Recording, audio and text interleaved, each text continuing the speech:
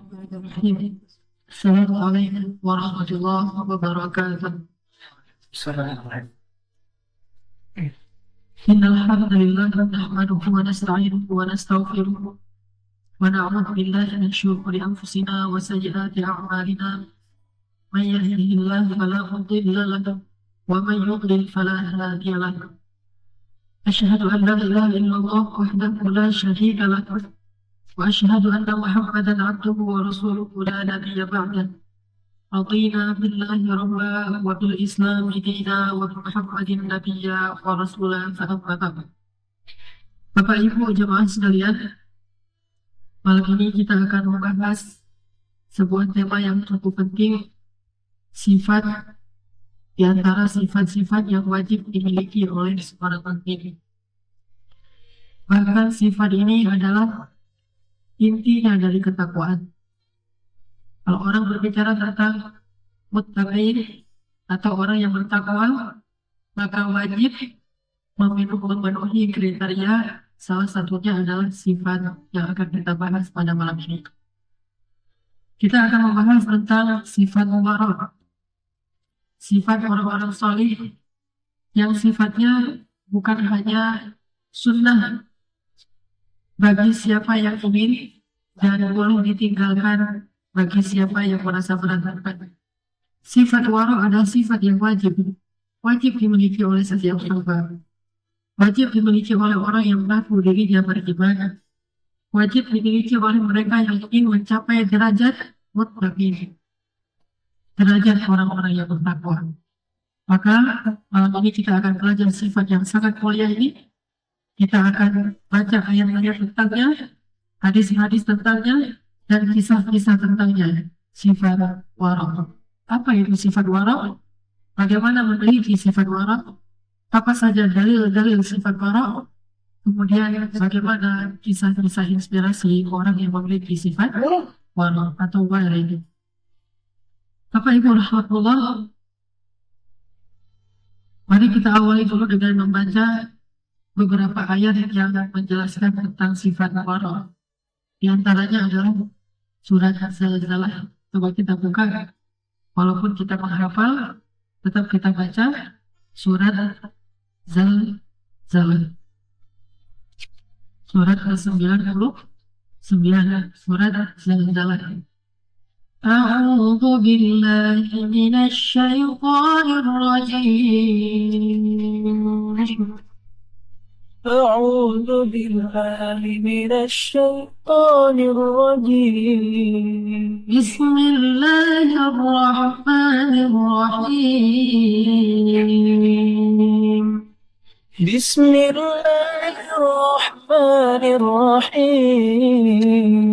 إذا زلزلت الأرض زلزالها إذا زلزلت الأرض زلزالها وأخرجت الأرض أثقالها وأخرجت الأرض أثقالها وقال الإنسان ما لها وقال الإنسان ما لها يومئذ تحدث أخبارها يومئذ تحدث أخبارها بأن ربك أوحى لها بأن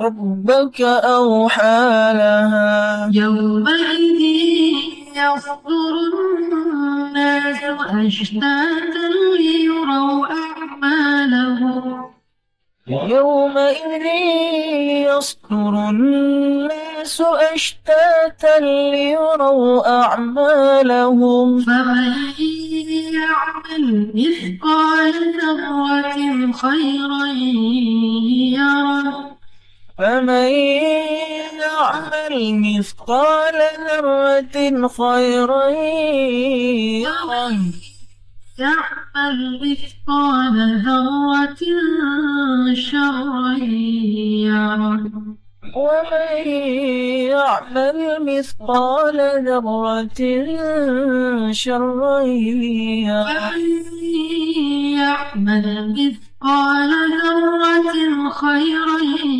يره فمن يعمل مثقال ذرة خيرا يره ومن يعمل مثقال ذرة شرا يره ومن يعمل مثقال ذرة شرا يره. Di dalam surat Zalzalah ini ada satu kalimat yang mengajarkan kepada kita tentang sifat wara', yaitu kalimat wa may ya'mal mithqala dzarratin syarran yarah. Ayat terakhir. Apa itu sifat wara'?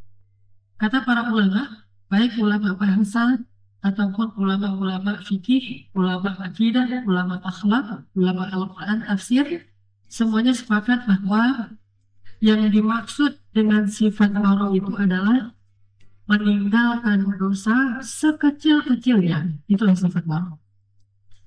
Meninggalkan dosa sekecil-kecilnya. Orang yang memiliki sifat wara' sama saja bagi dia dosa besar dengan dosa kecil itu sama. Dia tidak akan mengatakan, oh itu mah gampang kalau cuma dosa kecil. Itu mah gampang cuma dosa nggak sengaja. Itu mah gampang cuma dosa yang tinggal taubat aja. Bagi orang yang wari', orang yang punya sifat wara', sama bagi dia dosa mengatakan dengan dosa berbohong sama. Sama bagi dia dosa yang kecil, baik itu sengaja, tidak sengaja, lupa, nggak tahu, dengan dosa-dosa besar seperti syirik, kufur, durhaka, dan sebagainya sama. Karena dia menganggap tetaplah itu adalah dosa kepada Allah Subhanahu wa Ta'ala. Mungkin dosanya kecil ya, tetapi ketika kita melihat kepada siapa kita berbuat dosa itu, kepada Allah, maka yang kecil itu jadi besar. Sama dengan ke orang tua. Kalau ke teman kita bilang, kita anggap sepele. Tapi ketika kalimat yang sama kita ucapkan kepada orang tua, jadi besar. Orang yang memiliki sifat wara' adalah orang yang begitu takut kepada dosa, sehingga dia menghindari dosa sekecil apapun dosa itu. Bahkan walaupun dosa itu dibalut dengan banyak kebaikan, dia tinggalkan kebaikan-kebaikan itu gara-gara ada dosa di dalam. Wow.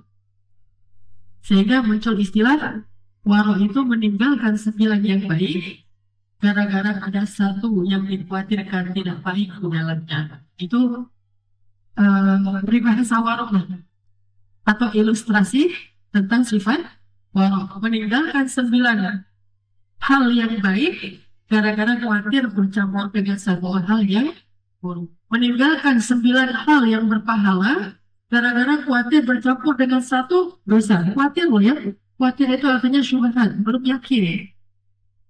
Siapa tahu itu dosa. Masih khawatir aja dia tinggalkan 9 yang berpahala gara-gara ada sesuatu yang dosa, dia tinggalkan pahala-pahalanya. Itu namanya wara'. Kalau kita punya sifat wara', maka kita telah menjadi seorang muttaqin. Kalau sudah menjadi orang muttaqin, apa lagi yang kita khawatirkan? وَمَنْ يَتَّقِ اللَّهَ يَجْعَلْ لَهُ مَخْرَجًا. Allah kasih semua jalan keluar dalam hidup kita. وَيَرْزُقْهُ مِنْ حَيْثُ لَا يَحْتَسِبُ. Allah beri dia rezeki yang tidak dia duga-duga.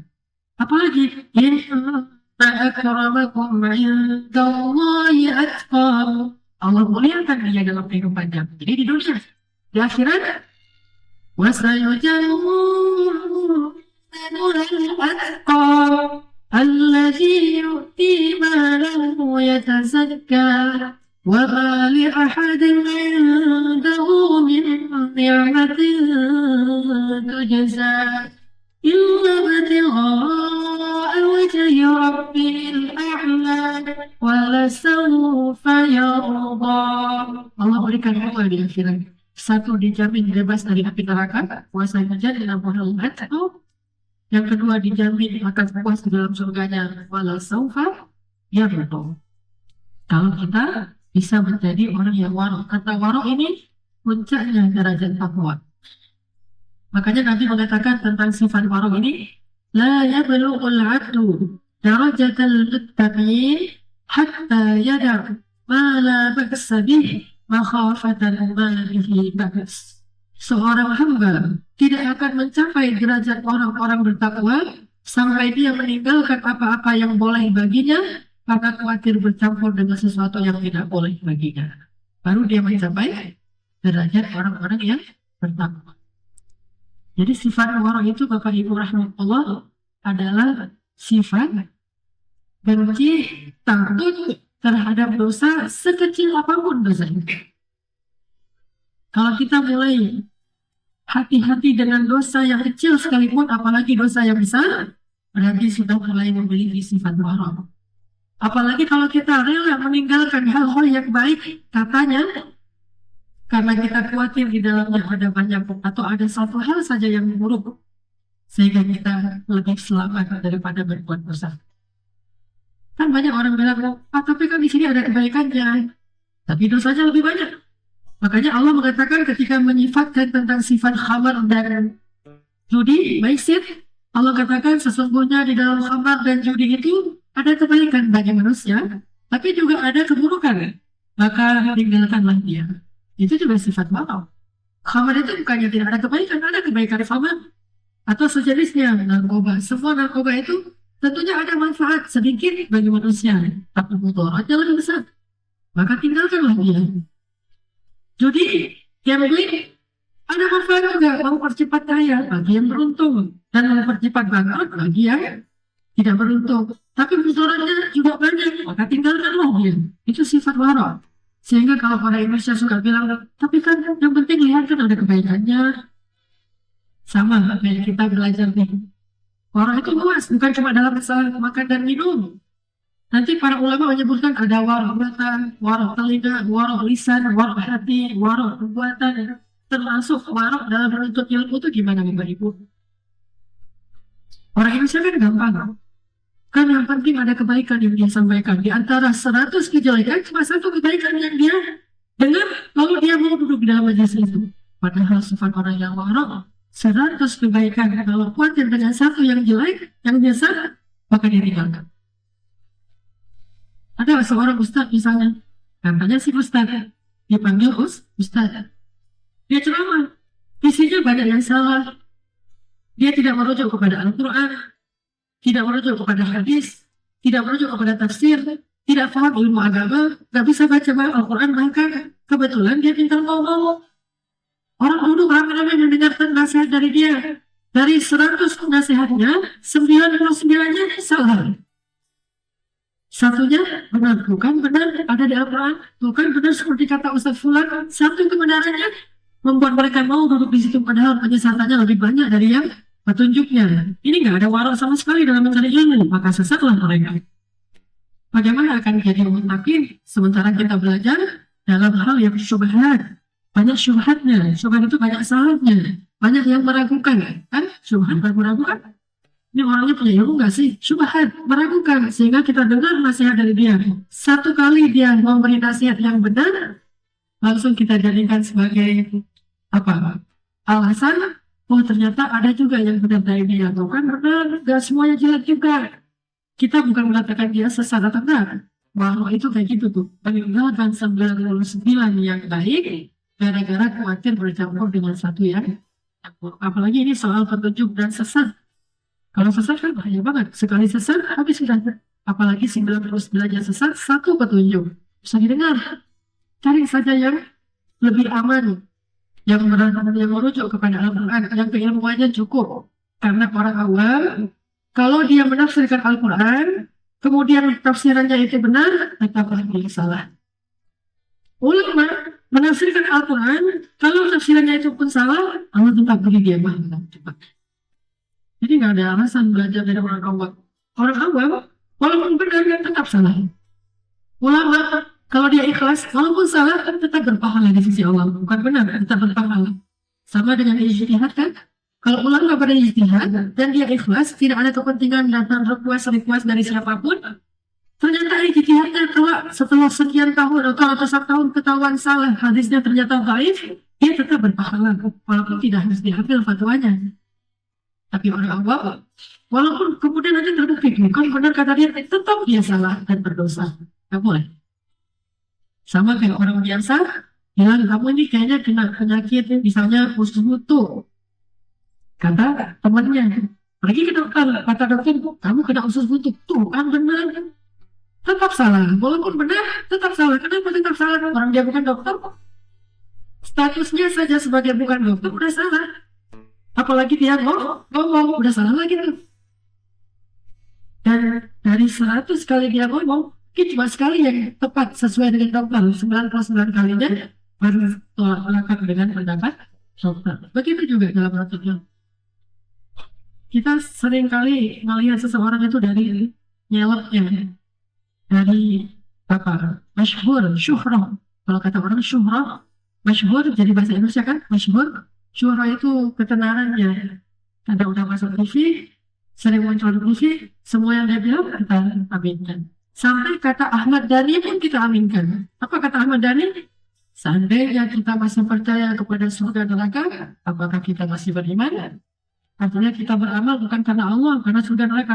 Terus ada yang tanya ke saya, Ustaz, gimana tuh kata-kata Ahmad Dhani? Saya tanya, Ahmad Dhani yang mana? Syekh dari mana? Saya bilang, itu Ahmad Dhani penyanyi. Hah? Penyanyi di penyanyi jadi fatwa gitu untuk jadi pertimbangan. Walaupun yang kata dia benar, tetaplah salah. Yang menyatakan berdosa, yang mendengar berdosa. Tetap salah, karena dia bukan ulama, nggak boleh. Apalagi jelas-jelas salah. Karena dia mengambil gaya sufi. Katanya sih kata Rabi'ah al-Adawiyah, tapi saya nggak yakin ini kata Rabi'ah al-Adawiyah. Karena saya husnuzon sama Rabi'ah al-Adawiyah. Ini bukan kata Rabi'ah al-Adawiyah, cuma kata orang cenah. Kata Cek Rabi'ah al-Adawiyah. Apa Cek Rabi'ah al-Adawiyah? Katanya, ya Rabbi, kalau saya beribadah kepadamu karena takut neraka, masukkan saya ke neraka. Kalau beribadah kepadamu karena ingin surga, jauhkan saya dari surga. Saya beribadah kepadamu hanya karena cinta. Dari mana cerita ini? Al-Quran mengajarkan surga, mengajarkan neraka, mengajarkan cinta. Tiga-tiganya bagian dari iman. Kenapa harus ada yang dibuang, yang lain diambil? Karena kita mengambil dari orang yang tidak punya ilmu. Kita belajar itu nggak warok. Mendengar informasi itu tidak warok, sehingga semuanya diambil. Sampai kata-kata Ahmad Dhani itu diambil sebagai fatwa. Salah walaupun dia benar. Apalagi jelas-jelas dia salah. Kecuali bukan kata-kata Ahmad Dhani, tapi Ahmad bin Hanbal. Coba boleh. Tahu Ahmad bin Hanbal? Imam mazhab Hanbali. Kalau Ahmad bin Hanbal gak masalah, ini Ahmad Dhani gitu loh. Kalau yang mengatakan ke ulama siapa gitu yang keilmuannya diakui oleh ulama yang lain, masih mending. Walaupun kita salah, beliau salah, tetap kita berpahala, beliau berpahala. Karena ulama dan diakui keilmuannya. Tapi kalau bukan, ini warok dalam mendengar, warok dalam belajar.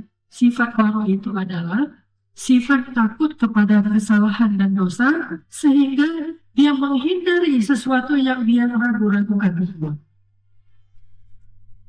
Imam Malik, seorang yang sangat warok dalam menyampaikan ilmu, warok banget dalam menyampaikan ilmu, sangat hati-hati. Beliau lagi jalan bersama muridnya, naik unta. Di atas unta sambil jalan, muridnya tanya, ya Syekh, bagaimana pendapatmu tentang hadis ini? Imam Malik diam aja, lanjutin aja jalan. Ditanya lagi, apa pendapatmu tentang hadis yang ini? Beliau diam aja terus jalan. Nggak peduli sama sekali. Ketika udah sampai di sebuah tempat pemberhentian, beliau turun, beliau berwudu, kemudian beliau duduk, beliau panggil muridnya di sini. Wudhu dulu, suruh wudhu, setelah wudhu duduk di depan Imam Malik. Beliau tanya, apa yang kamu mau tanya tadi ketika kita di jalan? Diulang lagi pertanyaannya. Setelah itu baru Imam Malik menjawab. Muridnya bertanya lagi, ya Syekh, kenapa tadi nggak dijawab? Kenapa tunggu sekarang? Kata Imam Malik, saya tidak suka berbicara tentang hadis Nabi dalam keadaan kita di atas sandaran. Kenapa? Khawatir beliau salah ngomong kadang-kadang gak konsen. Takut salah ngomong atas nama Nabi. Karena kata Nabi, man kadzdzaba alayya muta'ammidan falyatabawwa maq'adahu minan nar. Siapa yang berdusta atas namaku sengaja, maka dia dapat tempat khusus di neraka. Wa man kadzdzaba 'alal Qur'ani bighairi 'ilmin falyatabawwa maq'adahu minan nar. Dan barang siapa yang mengada-ngada tentang Al-Qur'an padahal dia nggak punya ilmu, dia dapat tempat khusus di dalam neraka. Coba. Karena hampir salah ngomong, dia nggak ngomongnya dalam keadaan lagi beraktivitas yang lain, pecah konsentrasinya. Kalau ilmu itu harus hati-hati. Yang kedua, beliau khawatir muridnya salah tangkap. Beliau mungkin menjelaskannya benar, tapi muridnya karena nggak konsen lagi di atas otak, salah nangkep, akhirnya disebarin lagi yang salah. Ini namanya warok dalam menyampaikan ilmu. Dan beliau mengajarkan warok kepada muridnya yang belajar ilmu, sehingga duduk dulu, berwudu biar hatinya bersih. Karena kalau berwudu sudah jauh dari syaitan, baru menyampaikan hadis. Imam Malik sangat warok. Suatu ketika datang seorang laki-laki dari Yaman ke Madinah. Imam Malik ini kan orang Madinah. Datang dari Yaman ke Madinah, dari kampungnya Syekh Yazid ke Madinah. Kalau naik kendaraan darat dulu, itu bisa berminggu-minggu tuh. Ngapain? Dia mau pergi umrah sekalian bawa daftar pertanyaan orang-orang Yaman untuk ditanyakan kepada Imam Malik. Soalnya dulu nggak ada internet, nggak bisa cepet nanya-nanya gitu. Kalau sekarang kita karena udah ada internet, jadi nggak warok. Nanya aja ke Ustaz Google kan, langsung pertanyaan keluar, banyak pertanyaan. Ada dari orang liberal, ada dari orang Syiah, ada orang dari Muslim, ada dari orang yang dari mana-mana. Kita terima, akhirnya bingung lah di antara kita saling berdebat dari informasi yang nggak jelas, nggak warok. Google kan siapa aja bisa masuk. Kalau dulu tanyanya ke seorang syekh, walaupun syekh itu jauh. Kalau sekarang kau jauh chefnya, ya udah simpan dulu aja pertanyaannya. Daripada kita memaksakan cepat jawaban tapi nggak benar, lebih baik jawabannya kita simpan sampai kita tahu dan belum diamalkan karena kita nggak ngerti. Datanglah ke Madinah. Sampai Madinah saya tanya, mana Syekh Imam Malik? Itu yang ada di dalam Masjid Nabawi. Tanya, ya Syekh, saya berasal dari Yaman. Dan saya membawa beberapa pertanyaan ahli Yaman, orang-orang Yaman. Oh iya, yang pertama disebutkan pertanyaannya, kata Imam Malik, lah adri, saya nggak tahu jawabannya. Oh gitu. Ya udah, pertanyaan kedua, bagaimana fatwa Anda tentang masalah ini? Disebutkan masalahnya. Kata Imam Malik, lah adri, saya nggak tahu fatwanya apa. Oh ya sudah. Yang ketiga, bagaimana fatwa Anda tentang masalah ini? Kata Imam Malik, lah adri, saya nggak tahu. Sampai semua pertanyaan ditanya, lah adri, lah adri, lah adri. Tahu kan? Padahal imam kan, ulama besar. Tapi namanya juga nggak tahu, emang manusia harus tahu segalanya? Nggak harus tahu segalanya. Nggak harus perfect segala semuanya dia yang tahu, paham. Ada yang ini di sini, ada yang di situ kan.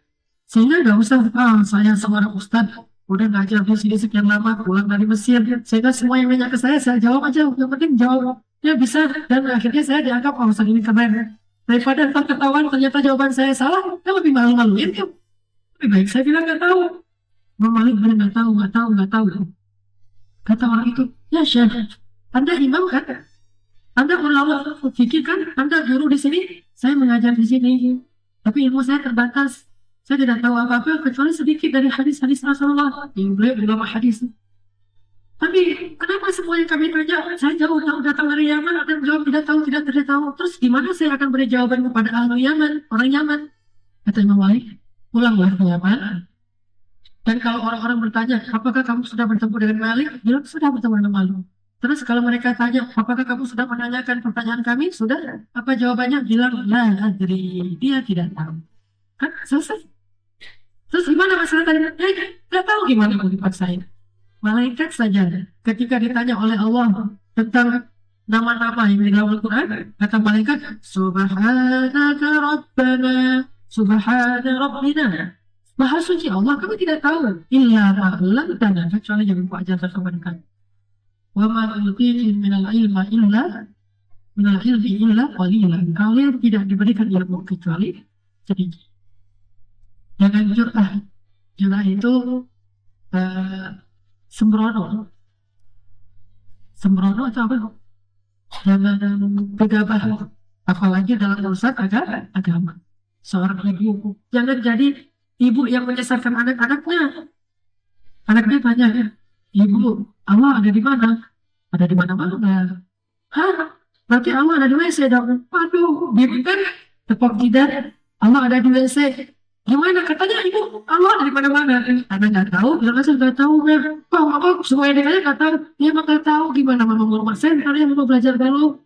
Itu sebetulnya kita udah ngajarin kepada anak kita ilmu yang lebih penting dari pertanyaan dia. Apa ilmunya? Satu, jujur. Kedua, hati-hati. Ketiga, warok. Keempat, ta'zim, menghormati ilmu. Sehingga kita nggak mau sembarangan. Banyak ilmu yang kita ajarkan. Tapi kalau kita jawab sembarangan, kita hanya mengajarkan sesuatu tapi bukan ilmu. Dan sesat pula dan melupakan yang lain. Nggak ada yang salah dengan jujur. Alaikum bisidqi. Kalian harus jujur. Wa inna sidqa yahdi ilal birri. Jujur itu membawa kepada kebaikan.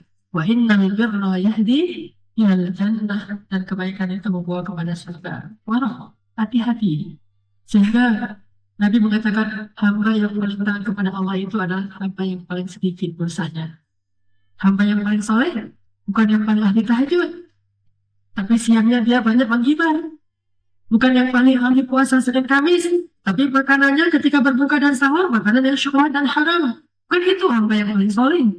Itu amalan sunnah. Amalan yang paling wajib, yang paling besar pahalanya di sisi Allah. Amalan yang sifatnya wajib dilaksanakan dan wajib ditinggalkan. Itu yang paling besar pahalanya. Wajib dilaksanakan dan yang wajib ditinggalkan. Itu yang paling besar pahalanya. Kita berzikir subhanallah alhamdulillah. Itu baik, pahalanya gede banget ya. Hukumnya sunnah, pahalanya gede banget. Sedekah pahalanya. Tapi menggibah, dosanya gede banget juga. Bahkan dosa gibah ini memakan semua dosa-dosa kebaikan-kebaikan kita. Disebut dengan muflis, bangkrut. Maka yang paling soleh siapa? Bukan yang paling banyak zikirnya, tetapi yang bisa menjaga lisannya dari gibah. Karena menjaga lisan dari gibah itu lebih besar pahalanya daripada berzikir. Walaupun bukan berarti tidak penting berzikir. Berzikir penting juga. Cuma kalau dibuat prioritas, kata Nabi, tidak ada amal yang lebih besar pahalanya daripada amal yang wajib, yaitu melaksanakan perintah dan meninggalkan larangan. Itu yang wajib. Makanya kalau misalnya kita bisa jaga lisan aja, itu udah jadi orang yang paling takut.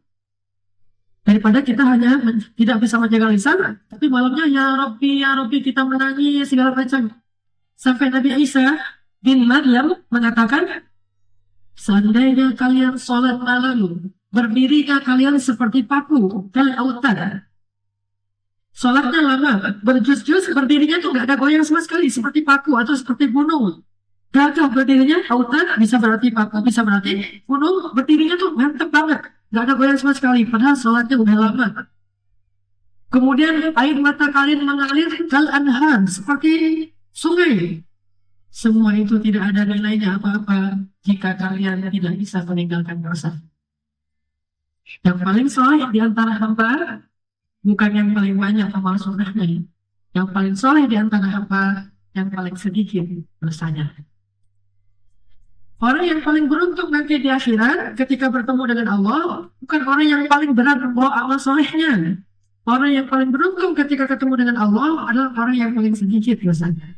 Itu yang paling beruntung. Itulah yang disebut dengan warok. Itulah yang disebut dengan taqwa. La yablughu al-'abdu darajatal muttaqin hatta yad'a al-sadih makhafatan ma bihi ba's. Tinggalkan kesalahan atau dosa kecil apapun. Bahkan walaupun dosa itu ditaruh di dalam banyak kebaikan-kebaikannya kita tinggalkan demi menyelamatkan diri dari dosa. Itu baru disebut orang yang soleh. Belajar dari situ. Kalau nggak sulit, lebih sulit tahajud, lebih sulit umrah, lebih sulit puasa Daud daripada ninggalin dosa. Kita nggak perlu bangun malam, tapi udah jadi orang yang paling soleh. Dan pasti kalau kita bisa meninggalkan dosa, kita akan bisa melakukan amal soleh lebih khusyuk dan lebih baik. Ini diterima oleh Allah. Makanya saya sering mengulang-ulang para ulama menyebut min awwalil khair anta tasyarr. Awal dari kebaikan itu tinggalkan dosa. Awal dari kebaikan itu tinggalkan dosa sekecil apapun. Faman ya'mal mithqala dzarratin khairan yarah wa man ya'mal mithqala dzarratin syarran yarah. Sekecil mithqala dzarrah dia tinggalkan. Sekarang kita tilawah lagi surat yang lain yang berbicara tentang sifat warak. Ada di surat Luqman, surat 31, ayat 16. Mari kita buka mushaf, surat 31, surat Luqman, ayat 16. Surat 31 ayat 4. Bismillahirrahmanirrahim. بسم الله الرحمن الرحيم. يا بني إنها إن تك مثقال حبة من خردل يا بني إن تك مثقال حبة خردل فتكن في صخرة أو في السماوات أو في الأرض يأت بها الله فتكون في صخرة أو في السماوات أو في الأرض يأت بها الله إن الله لطيف خبير. إن الله لطيف خبير. Wahai anakku, sesungguhnya jika ada suatu amal sekecil biji sawi, lalu tersembunyi di dalam gunung batu, ataupun di langit-langit yang tinggi, ataupun di dalam perut bumi, niscaya Allah akan mendatangkannya sebagai balasan. Sesungguhnya Allah Maha Halus dan Maha Teliti.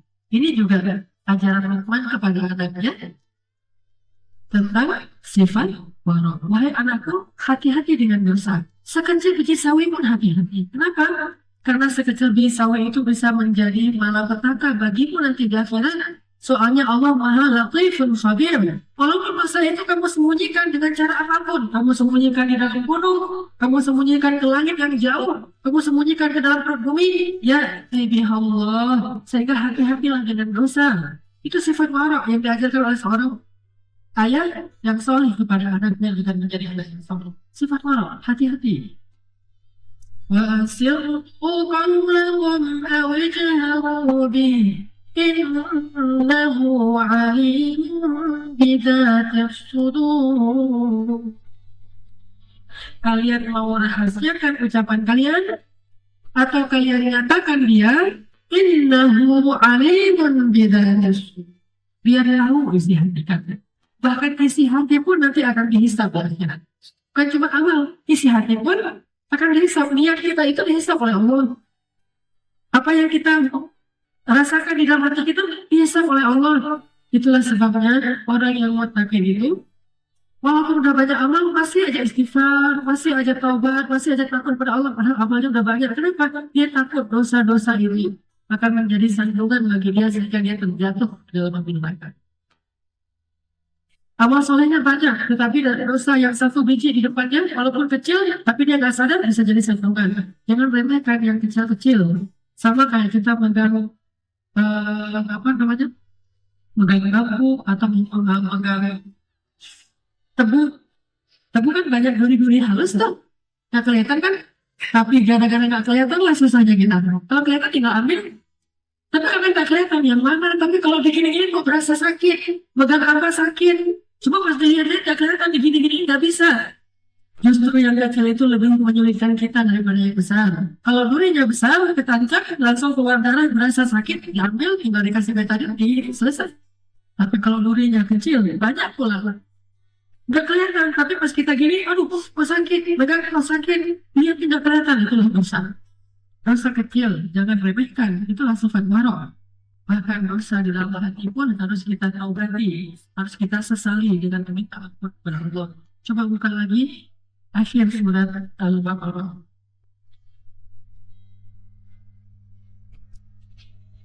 Surat Al-Baqarah ayat 284. Bismillahirrahmanirrahim. بسم الله الرحمن الرحيم. لله ما في السماوات وما في الأرض.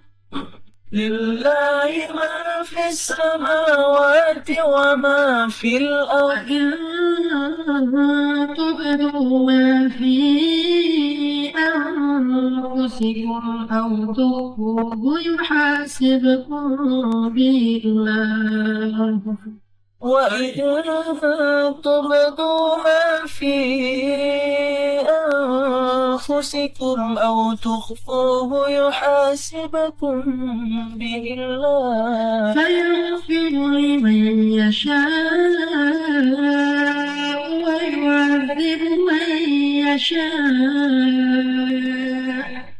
فيغفر لمن يشاء ويعذب من والله على كل شيء قدير والله على كل شيء قدير.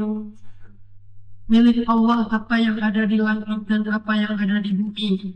Jika kalian menyatakan apa yang ada di dalam hati kalian atau kalian menyembunyikannya, di sisi saya Allah pasti akan berhisabnya bagi kalian. Dia mengampuni siapa yang dia kehendaki dan menyiksa siapa yang dia kehendaki. Dan Allah atas segala sesuatu maha kuasa.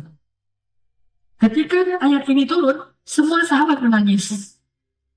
Kenapa menangis? Takut. Apapun yang ada dalam hati kalian akan dihisab oleh Allah kan? Baik kalian menyatakan atau kalian sembunyikan, yuhasibukum billah. Allah pasti akan menghisab. Ya Rasulullah, gimana perasaan kita? Gimana pikiran kita? Gimana apa yang terbersih dalam hati kita ya Rasulullah? Yuhasibukum billah. Untuk itulah mereka walladzina yu'tuna ma ataw wa qulubuhum wajilah. Meskipun mereka udah banyak amal saleh, tetap mereka minta ampun. Ya Rabbi, ampuni kami, ampuni kami. Malaikat, ada ribuan bahkan miliaran malaikat yang Allah cipta. Sejak diciptakan langsung sujud kepada Allah dan gak pernah bangun sampai hari ini. Jumlahnya banyak banget. Di mana mereka sujud? Di Baitul Ma'mur, Masjidil Haram, di langit. Jumlahnya sangat banyak, lebih dari miliaran, gak terhitung. Sejak Allah menciptakan mereka, sebelum diciptakan langit dan bumi, Adam dan Iblis, Allah menciptakan malaikat dan malaikat itu langsung sujud semuanya pada Allah dan gak bakal lama sampai hari ini. Kapan mereka bangun? Mereka baru bangun nanti di hari kiamat. Ketika mereka bangun, apa ucapan mereka? Ya Allah, ampunkanlah dosa kami. Malaikat sejak diciptakan baru lahir udah sujud, gak bangun-bangun, hanya memuji Allah, subhanallah, subhanallah, subhanallah.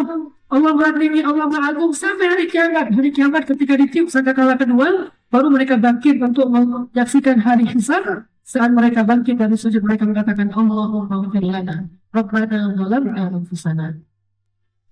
Rabbana zalamna anfusana. Bagaimana waroknya malaikat? Seharusnya kita belajar dari sini. InsyaAllah nanti kita lanjutkan tentang sifat warok setelah sholat isya. Bismillahirrahmanirrahim. Assalamualaikum warahmatullahi wabarakatuh. Alhamdulillahi rabbil alamin. Alhamdulillahi alladhi anzala ala abdihi al-kitaba wa lam yaj'al lahu 'iwaja. Alhamdulillahi alladhi arsala rasulahu bil huda wa dinil haqq ليظهره على الدين كله وكفى بالله شهيدا. أشهد أن لا إله إلا الله وحده لا شريك له وأشهد أن محمدا عبده ورسوله لا نبي بعده. اللهم صل وسلم وبارك على سيدنا وحبيبنا ومولانا محمد وعلى آله وصحبه أجمعين. فأما بعد. Bapak Ibu rahimahullah, kita masih melanjutkan pembahasan minggu yang lalu tentang salah satu sifat di antara sifat-sifat mulia yang wajib dimiliki oleh seorang mukmin. Sifat ini menjadi puncaknya ketakwaan. Sifat ini adalah penyempurna segala kebaikan. Artinya tidak sempurna kebaikan apapun yang kita lakukan dalam agama ini apabila kita tidak punya sifat yang akan kita bahas malam ini. Kita berjihad. Jihad itu adalah ruhbaniyah, ibadah yang sangat tinggi nilainya di dalam Islam. Kita sholat itu ibadah. Sholat itu tiangnya agama. Kita puasa. Puasa itu adalah junnah yang menghalangi kita dari api neraka.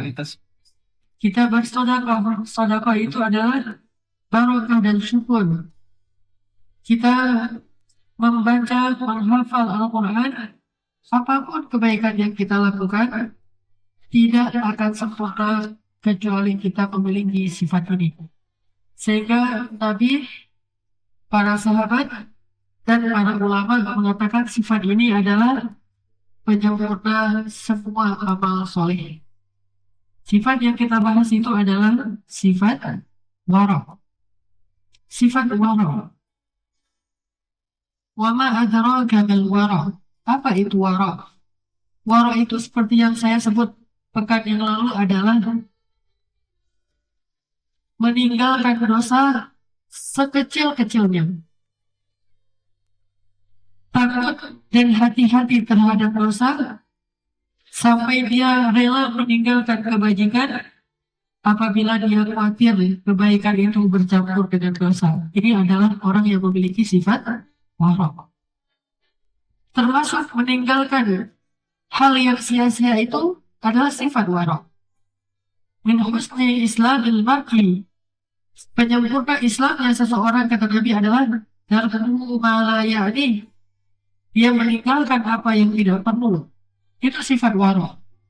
Orang yang wara tidak ada bedanya di mata dia antara perbuatan dosa dengan perbuatan sia-sia, itu gak ada bedanya. Sama-sama dia tinggalkan.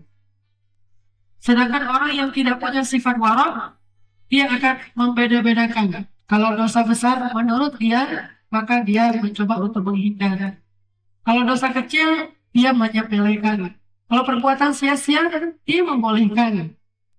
Bagi orang yang wara, tidak ada bedanya dosa yang kecil dengan dosa yang besar. Bagi orang yang wara, tidak ada bedanya perbuatan dosa ataupun perbuatan sia-sia. Sama saja. Sehingga dia tinggalkan yang sia-sia. Bahkan dia rela meninggalkan perbuatan baik kalau dia khawatir perbuatan baik itu bercampur dengan perbuatan buruk. Kalau dia khawatir rezeki yang halal itu bercampur dengan rezeki yang syubhat. Kalau dia khawatir ucapan yang baik itu bercampur dengan ghibah, fitnah, namimah ataupun memperolok-olok. Kalau dia khawatir dandanan yang baik itu ternyata memunculkan fitnah di luar rumahnya. Kalau dia khawatir pekerjaan yang baik itu ternyata memunculkan mudarat sedikit saja. Inilah orang yang memiliki sifat yang wara.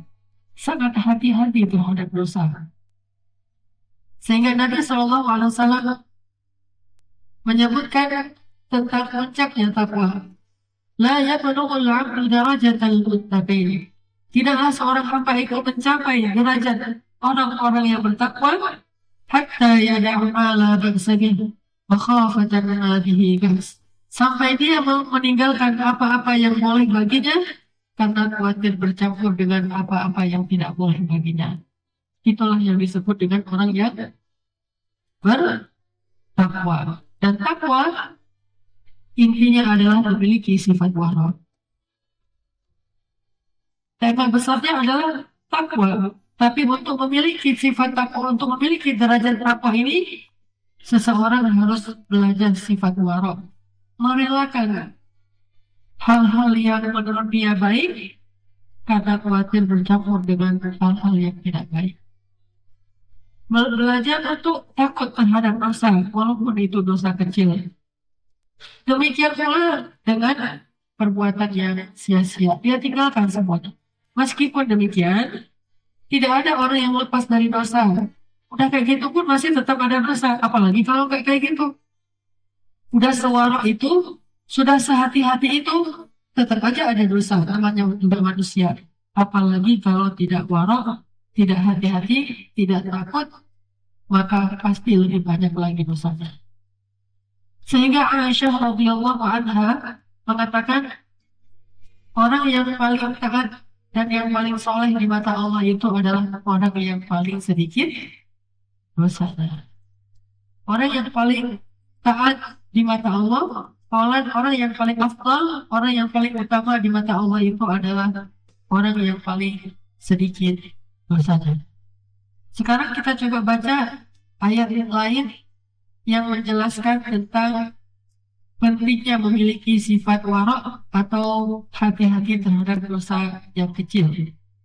Coba kita buka mushaf surat Al-Kahfi surat 18 ayat 49.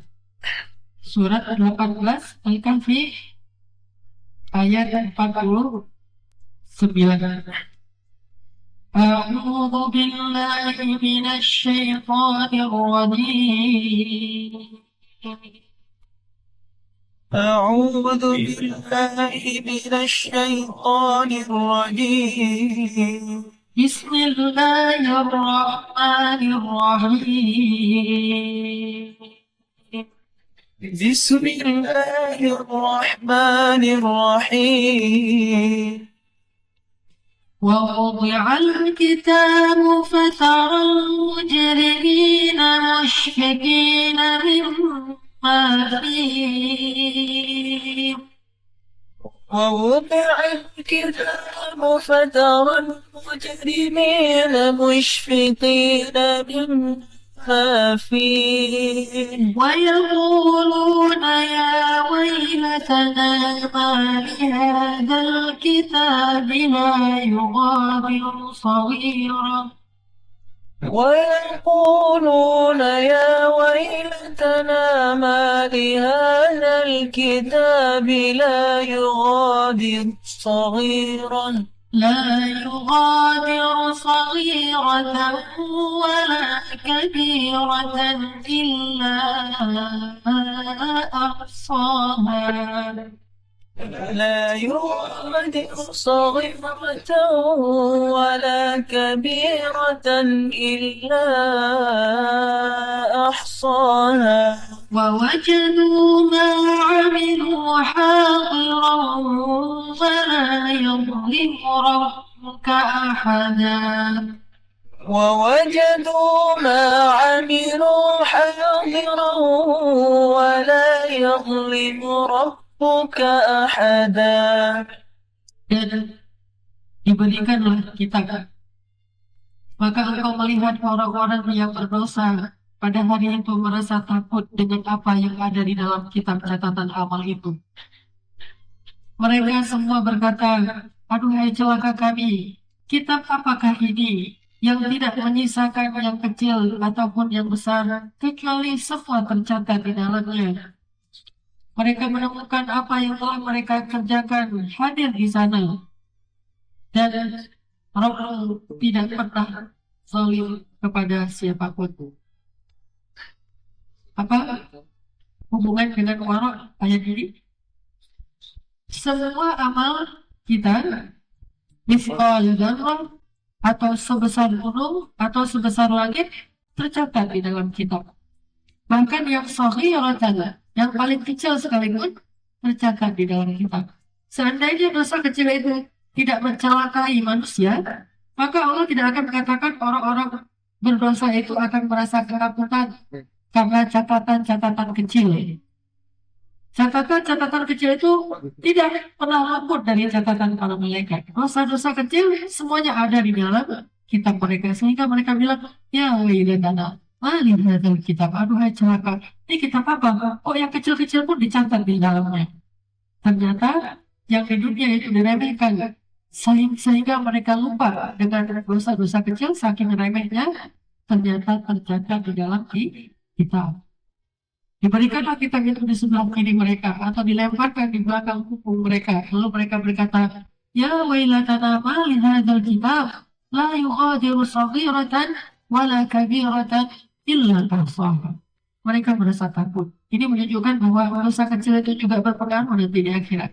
Apalagi dosa kecil ini seringkali diremehkan oleh kita sehingga menumpuk banyak. Nabi SAW mengatakan, apabila seseorang berbuat dosa, maka akan muncullah nuqtatun sauda, nuqtah titik hitam di hatinya. Dan apabila dia melakukan lagi dosa, bertambah lagi titik hitam. Melakukan lagi dosa, bertambah lagi. Dosa-dosa kecil terus menghitamkan hatinya sampai akhirnya hatinya menjadi tertutup khatamallahu ala qulubihim. Kalau udah kayak gitu, maka dia la yarji'un. Sawa'un alaihim la yu'minun. Sudah tidak ngaruh lagi dengan ayat yang dibaca. Tidak ngaruh lagi dengan nasihat-nasihat para ulama. Tidak ngaruh lagi dengan tilawah Al-Quran. Tidak ngaruh lagi dengan apapun dari ayat-ayat Allah Subhanahu wa Ta'ala. Kenapa? Karena terlalu banyak berbuat dosa kecil. Makanya orang yang paling salih itu, kata Aisyah, adalah orang yang paling sedikit dosanya. Orang yang paling sedikit dosanya adalah orang yang bahkan dosa kecil pun dia tinggalkan. Ini artinya orang yang paling salih, dan ini yang paling wara. Kemudian kita baca beberapa contoh hadis ataupun kata-kata ulama tentang sifat wara yang lain. Suatu ketika Umar bin Khattab bertanya, "Ayyun nasi afdal?" Siapa orang yang paling istimewa? Orang-orang menjawab, "Al-musallun." Orang yang paling istimewa itu adalah orang yang melaksanakan sholat. Kata Umar, "Innal musalli yakunu barran wa fajiran." Orang yang barran wa fajiran, orang yang melaksanakan sholat itu bisa jadi orang baik, bisa jadi orang jahat. Koruptor, sholat juga. Ataupun mungkin orang-orang yang makan riba, sholat juga. Orang-orang yang menggibah orang lain, bahkan sholat tahajud. Jadi bisa jadi orang yang sholat itu, dia melakukan fajiran. Ada yang baik, ada yang jahat. Itu orang yang sholat. Sampai Nabi mengatakan, sesungguhnya orang munafik itu adalah orang-orang yang memiliki beberapa sifat. Wa in shalla wa shoma, walaupun dia sholat, walaupun dia berpuasa. Berarti orang munafik juga sholat. Innal munafiqina yukhadi'una Allah. Yukhadi'una Allah wa huwa khadi'un. Wa idza qamu ila sholati qamu kusala. Orang munafik menurut surat An-Nisa itu adalah iya salah. Mereka juga salah. Jadi jangan berpikir ketika kita udah salah berarti kita udah pasti mukmin. Belum tentu. Kata Umar, "Innal musalli yakunu barran wa fajiran." Orang yang salat itu ada yang baik, ada yang jahat. Bahkan orang yang ahli tahajud itu pun ada yang baik, ada yang jahat. Belum tentu, belum pasti. Walaupun yang baik itu luar biasa, tapi yang jahat tahajudnya nggak ada nilainya. Terus, kalau gitu kata mereka, al-mujahidun fi sabilillah, para pejuang, para mujahid, para prajurit Islam yang berjihad. Kata Umar, "Innal mujahid yakunu birran wa fajiran." Mujahid juga ada yang baik, ada yang jahat. Sampai mujahid pun ada yang baik, ada yang jahat. Bahkan di antara pasukan kaum muslimin itu ada beberapa orang di antara mereka orang munafik. Ternyata orang munafik pun berjihad. Kenapa kita sama orang munafik? Orang munafik aja berjihad. Jadi kita kalah sama orang munafik. Berarti nama kita apa kalau begini? Kalau bukan mukmin, bukan munafik, lebih parah lagi pada itu. Padahal mereka sudah berjihad fisabilillah. Tapi juga ada di antara orang munafik yang melakukan hal-hal yang seperti ini. Kalau kata yang lain, imun, kalau gitu orang-orang yang berpuasa. Kata Umar, "Inna sha'im yakunu birran wa fajiran." Orang yang berpuasa juga ada yang baik, ada yang jahat. Dia puasa, tapi ngasih makan orang yang gak puasa. Dia buka warung. Puasa juga. Puasa, tapi dia mungkin di jalan memaki-maki orang. Puasa, tetapi akhlaknya tidak baik. Puasa, tetapi lisannya tidak terjaga. Puasa, tapi matanya tidak ditundukkan pandangan. Bisa jadi berbuat baik, bisa jadi fajiran, jahat. Terus gimana, wahai Umar? Lakin al-wara' fi dinillah yastakbilu ta'atullah. Sesungguhnya sifat wara' dalam agama Allah itu menyempurnakan semua bentuk ketaatan. Orang yang sholat akan sempurna sholatnya kalau dia meninggalkan dosa. Sifat wara' akan meninggalkan dosa. Orang yang berjihad akan sempurna jihadnya kalau dia meninggalkan dosa. Orang yang berpuasa akan sempurna puasanya kalau dia meninggalkan dosa. Itu kata Allah. Jadi Orang yang paling soleh itu bukan orang yang paling banyak sholatnya, walaupun sholat itu tetaplah wajib. Bukan orang yang paling lama berjihadnya, walaupun jihad tetaplah wajib. Bukan orang yang paling banyak puasa sunnahnya, walaupun puasa itu luar biasa.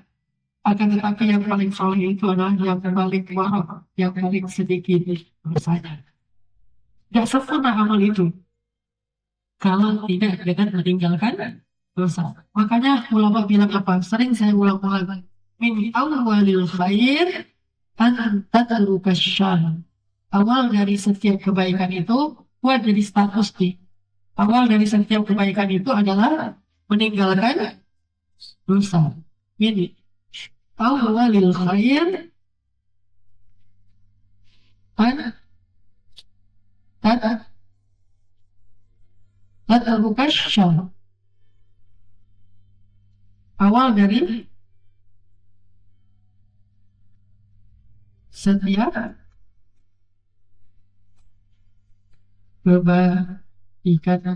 itu adalah meninggalkan dosa. Ini kata para ulama. Min awal khair an tatruka syarr. Awal dari setiap kebaikan itu an tatruka syarr, tinggalkan dosa. Tinggalkan dosa itu awal dari setiap kebaikan. Mau mendapatkan ilmu hikmah, ilmu yang bermanfaat, tinggalkan dosa. Mau bisa dekat dengan Al-Quran, tinggalkan dosa. Mau jadi orang yang ibadah sholat malamnya diterima, tinggalkan dosa. Mau orang yang puasanya diterima, tinggalkan dosa. Mau yang jihadnya diterima, tinggalkan dosa. Awal dari setiap kebaikan itu tinggalkan dosa. Maka di dalam hadis yang lain lagi mengatakan, hadis riwayat Muslim, salah satu yang menghalangi seseorang dari rezeki adalah dosa. Salah satu yang menghalangi seseorang dari rezeki adalah maksud rezeki di sini apa? Rezeki yang halal dan berkah. Kalau rezeki yang banyak, kalau uang yang banyak itu belum tentu rezeki. Tidak semua harta itu disebut rezeki. Bisa jadi itu ujian, fitnah, zina, al-mal wal banun, zinatul hayatid dunya. Harta dan anak adalah perhiasan. Ini yang belum tentu semua yang banyak itu berarti rezeki dari Allah yang sifatnya halal. Yang dimaksud dengan rezeki adalah rezeki harta yang halal dan bermanfaat berkah, itu baru rezeki. Kata Nabi, salah satu penghalang rezeki itu adalah dosa. Jadi kalau orang berbuat dosa, susah rezekinya. Kalau satu bangsa berbuat dosa, susah rahmat Allah turunkan ke bangsa itu. Kalau suatu bangsa berbuat dosa, susah Allah turunkan kasih sayang kepada mereka. Rezeki. Dan rezeki yang paling besar itu adalah hidayah, ilmu, iman, Islam di dalam hati kita. Salah satu penghalangnya adalah dosa. Makanya sifat wara itu penyempurna. Sempurna semua kebaikan kita dengan sifat wara. Kalau kita bisa meninggalkan dosa yang kecil-kecil, apalagi yang besar. Terus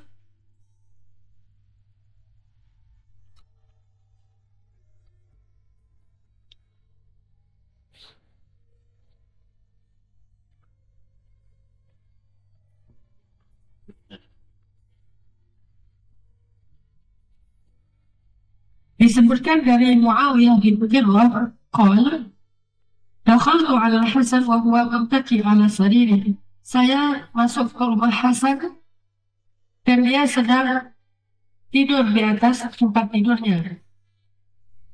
Lalu saya bertanya kepada Hasan, "Ya Aba Sa'id, amal apa yang paling disukai oleh Allah?"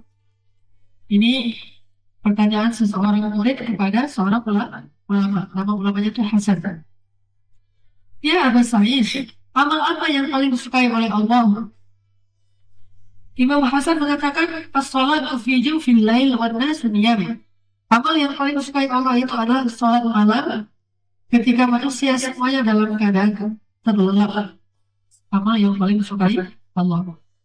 Fa'ayyus shaum afdal. Puasa apa yang paling utama? Kata beliau, as-shaum fi yaumin sha'if. Puasa pada hari yang sangat panas, musim panas. Jadi berpuasa di hari yang panas, musim yang panas itu lebih utama. Kenapa? Pertama, gampang haus. Kedua, siangnya lebih panjang daripada malamnya. Untuk saya bertanya lagi, fa'ayyur riqab afdal?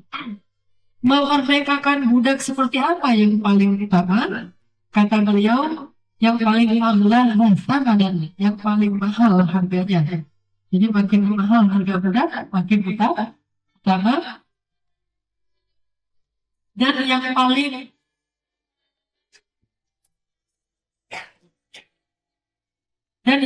dicintai oleh keluarga si budak. Jadi kalau budak ini adalah budak yang paling dicintai di antara keluarganya, itu budak yang paling utama untuk dimerdekakan. Untuk sama dulu fil wara. Terus apa pendapat engkau tentang sifat wara? Kata beliau, zakara asul amri kullu. Itu adalah puncak dari semua kebaikan tadi. Puncak dari salat malam, puncak dari puasa di musim panas, puncak dari memerdekakan budak yang paling mahal, puncaknya apa? Tinggalkan dosa. Coba. Jadi selain kita fokus kepada amalan-amalan sunnah yang luar biasa tadi, jangan lupa ada satu hal yang bukan cuma wajib kita fokus, tetapi memang benar-benar harus kita terus latih, yaitu meninggalkan dosa. Tak akan sempurna amalan kita, walaupun kita ahli salat malam, ahli puasa, ahli bersedekah, kalau kita tidak meninggalkan dosa. Kemudian seorang ulama yang bernama Khalid bin Mihdan berkata, tahukah kamu apa yang disebut dengan niat yang salih? Kata Khalid bin Mihdan, a'arifun niyah, walakinni a'ariful wara. Saya kan tidak bisa tahu niat seseorang, tapi saya bisa tahu tentang sifat wara. Faman kana wari'an kana taqiyan. Siapa yang wara, maka dia orang yang paling bertakwa. Inna akramakum ba'indallahi atqakum. Orang yang paling mulia di antara kalian, orang yang paling bertakwa. Arti orang yang paling bertakwa, orang yang paling wara. Arti orang yang paling wara, orang yang paling sedikit dosanya. Berarti orang yang paling mulia di antara manusia, orang yang paling sedikit dosanya. Fattaqullaha mastata'tum. Bertakwalah kalian kepada Allah semampu kalian. Artinya tinggalkanlah dosa yang paling kecil sekalipun semampu kalian. Ittaqullaha haqqa tuqatih. Bertakwalah kalian kepada Allah dengan sebenar-benar takwa. Artinya tinggalkanlah dosa dengan sesungguh-sungguhnya. Semampu kalian sesungguh-sungguhnya. Siapa yang meninggalkan dosa yang bentuk bumi berhaisilah yang berdasarnya. Jadi ada hubungan nih antara hadis tadi, kata-kata ulama, ayat-ayat yang saya bacakan. Wa may yattaqillah, kalau takwa itu kita artikan wara, sebagaimana kata ulama ini, karena taqiyan, orang yang bertakwa itu adalah orang yang paling wara. Kalau takwa itu kita artikan wara, berarti ayat wa may yattaqillah yaj'al lahu makhrajan wa yarzuqhu min haitsu la yahtasib. Bisa kita tafsirkan, siapa yang meninggalkan dosa yang paling kecil sekalipun, maka Allah kasih dia jalan keluar. Kalau Allah beri dia rezeki yang tidak terduga-duga. Benar kata Nabi, salah satu penghalang rezeki itu adalah dosa. Jadi siapa yang bisa meninggalkan dosa, Allah kasih rezeki yang tidak terduga-duga. Jadi kalau mau dapat jalan keluar dari masalah kita, tinggalkan dosa. Mau dapat jalan keluar, mau diberikan pertolongan oleh Allah, tinggalkan dosa. Maka selesai. Makanya ketika kaum muslimin mau berperang, Nabi selalu mengingatkan, minta ampun kepada Allah, bertaubatlah kalian kepada Allah, baru berjihad. Kenapa? Allah tidak akan turunkan pertolongan kepada mereka yang membawa dosa-dosa ke lapangan jihad. Sehingga tinggalkan dulu dosa, maka Allah Subhanahu wa ta'ala akan turunkan malaikat, akan berikan mereka pertolongan, akan berikan mereka rezeki yang tidak terduga-duga. Tinggalkan dosa. Itu sifat wara. Sekecil apapun dosanya.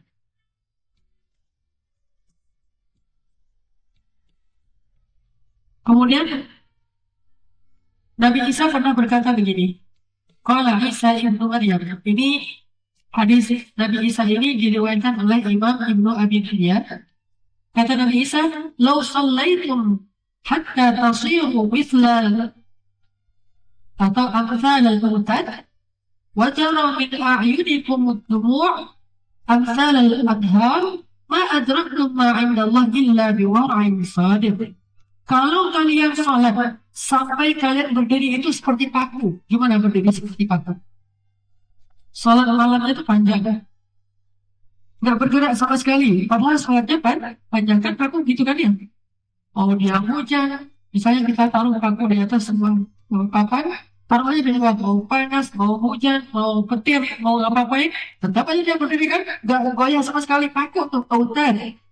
Atau bisa juga diartikan gunung. Autan bisa berarti gunung, bisa berarti paku. Berdiri sholatnya lama, nggak goyang sama sekali. Kata Nabi Isa, kalau kalian sholat seperti paku, saking khusyuknya, saking luar biasanya, lalu tajri min a'yunikumul dumu' mislal anhar, mengalirlah air mata di wajah kalian itu seperti air sungai banyaknya, kalian tidak bisa mencapai keridhaan Allah kecuali dengan wara'in shadiq, dengan sifat wara' yang sungguh-sungguh. Tidak akan mencapai derajat ridho Allah kecuali meninggalkan dosa sekecil-kecilnya. Jadi kalau kita bicara tentang sahabat ahli tahajud, ya sahabat menangis ketika sholat malam, benar. Sahabat itu bacaan Al-Quran luar biasa, ya benar-benar.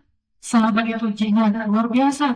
Sahabat itu pokoknya sempurna amal ibadahnya. Tapi satu yang kita harus tahu, semua sahabat itu wari'an, punya sifat warok. Makanya jadi sempurna semua yang mereka lakukan.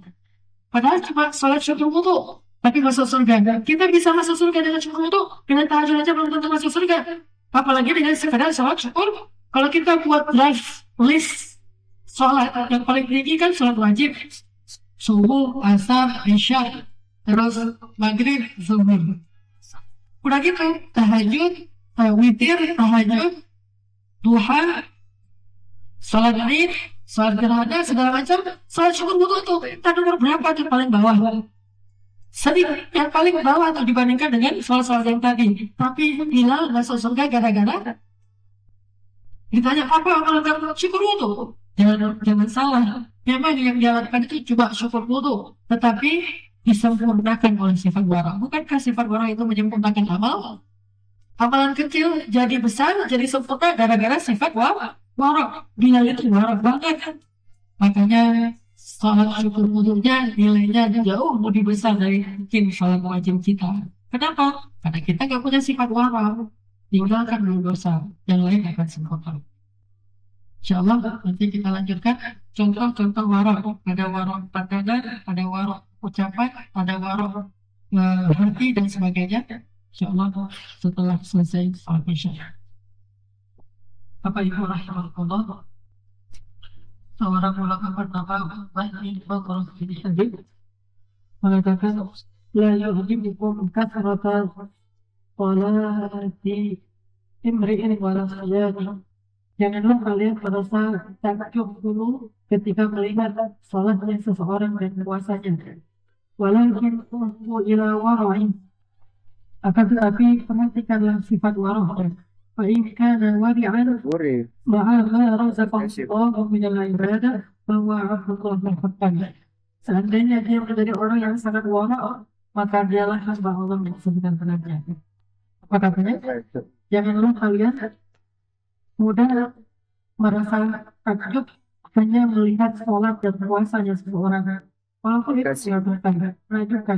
Jangan juga kita meremehkan orang sholat berpuasa. Betulnya orang banyak berpuasa bukan juga gitu. Tapi jangan kita jadikan sholat dan puasa itu sesuatu yang sudah memuaskan kita sehingga merasa jadi orang baik.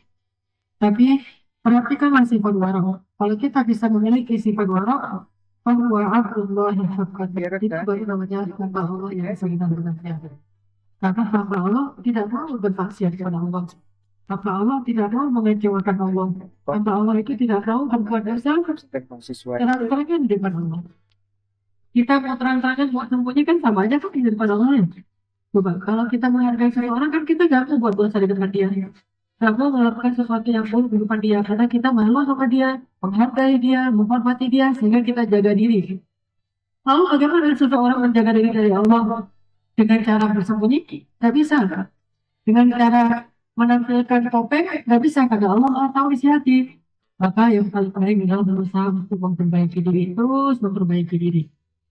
Sambil meminta ampun kepada Allah. Wasari'u ila maghfiratin min rabbikum.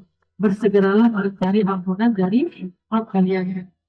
Minta ampun dengan mengatakan astagfirullah Rabbana zalamna anfusana Rabbana faghfir lana dzunubana wa kaffir 'anna sayyi'atina Rabbana fa'fu 'anna dan sebagainya. Minta ampun kepada Allah itu juga salah satu hobinya orang yang memiliki sifat Allah, meminta ampun, bertaubat. Kenapa? Karena dia takut dosa. Orang makin warak makin rajin bertaubat. والذين يؤتون ما آتوا وقلوبهم وجلة. Orang yang sudah banyak beramal soleh, tapi hatinya tetap ada rasanya takut. Takut apa? Takut banyak dosa tetap. Sehingga banyak para sahabat yang kita tahu kesolehan mereka, tapi mereka berkata, aduh, seandainya saya tidak dilahirkan. Padahal orangnya soleh banget. Yang seharusnya dia berkata, aduh, betapa beruntungnya saya, karena saya sahabat Nabi, saya dijamin surga, saya ahli ibadah, saya sudah berhijrah, saya hafal Quran dan segala macam. Tapi dia malah bilang, aduh, seandainya aku tidak pernah dilahirkan. Terus kata yang lain, aduh, seandainya aku jadi debu saja. Kata siapa itu? Bukan kata sahabat yang masuk Islamnya belakangan. Kata Abu Bakar, kata Umar.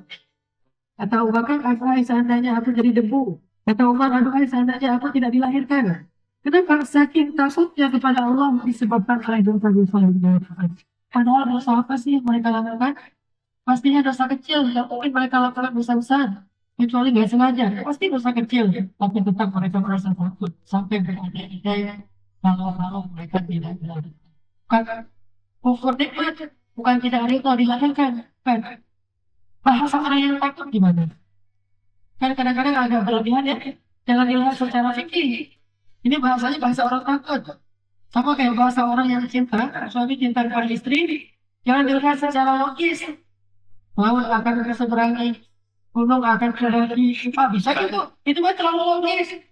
Jangan dilihat dari sisi logikanya. Bisa gitu? Kapan naik tangga aja jatuh, apalagi mendaki gunung. Berenang juga nggak bisa, apalagi menyeberangi laut.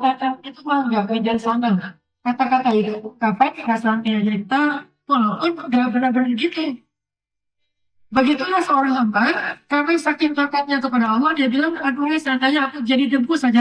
Kan benar-benar, namanya kamu mau jadi debu. Kayak gitulah. Aduh, seandainya aku tidak dilahirkan saja. Namanya kamu nggak itu, udah diciptakan sama Allah jadi orang yang sempurna, masih bilang nggak usah dilahirkan. Ini bukan bahasa yang pakai fikih. Ini bahasa luapan isi hati seseorang yang memiliki perasaan tertentu. Perasaan takut, perasaan rindu, perasaan cinta.